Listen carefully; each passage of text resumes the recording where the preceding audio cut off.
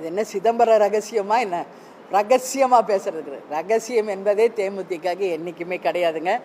எல்லா மாவட்ட கழக செயலாளரையும் கூப்பிட்டு தான் இப்போ நான் பேசியிருக்கேன்.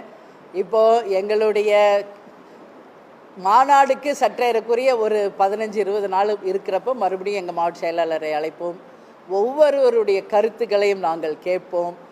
எல்லா கழக நிர்வாகிகள் எங்கள் மாவட்ட கழக ஏன்னா அந்த மாவட்டத்துக்கு ஹெட் இவங்க தான். அந்த மாவட்டத்தினுடைய பிரதிபலிப்பு தான் எங்கள் மாவட்ட செயலாளர். கலந்தாலோசிச்சு இதில் எந்த ரகசியமெல்லாம் கிடையாது. தேமுதிகவின் ஒட்டுமொத்த நிலைப்பாடு என்ன, ஒட்டுமொத்தமாக தேமுதிக யாரோட கூட்டணி அமைக்கிறது என்று விரும்புகிறார்களோ அந்த கூட்டணி நிச்சயம் அமைப்போம். அதனால் ஒரு கூட்டணி முடிவானால் முதலில் அழைத்து தலைமை கழகம் அறிவிப்பது எங்கள் சகோதரர்களாகிய பத்திரிகையாளர்களாகிய உங்கள் முன்னாடி தான். அதனால் நீங்கள் அது எதுவுமே நீங்கள் கவலைப்பட வேணாம். உங்களை அழைச்சி நாங்கள் அறிவிச்சுட்டு தான் அடுத்த கட்ட நகர்வுக்கே போவோம்.